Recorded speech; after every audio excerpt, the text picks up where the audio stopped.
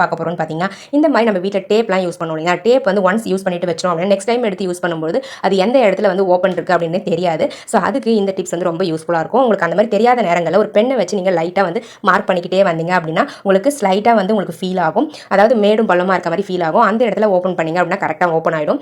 So இது ஒரு tips. இது வந்து மறுபடியும் இந்த மாதிரி ஆகாமல் இருக்கிறதுக்கு இந்த டிப்ஸை ஃபாலோ பண்ணிக்கோங்க. இந்த மாதிரி ஒரு டேக் எடுத்துக்கோங்க. அந்த டேக் அந்த டேப்புக்குள்ளே இன்செர்ட் பண்ணிவிட்டு நீங்கள் எங்கே ஓப்பன் இருக்கோ அந்த இடத்துல வச்சுட்டு நீங்கள் அந்த டேகை வந்து டைட் பண்ணிக்கோங்க.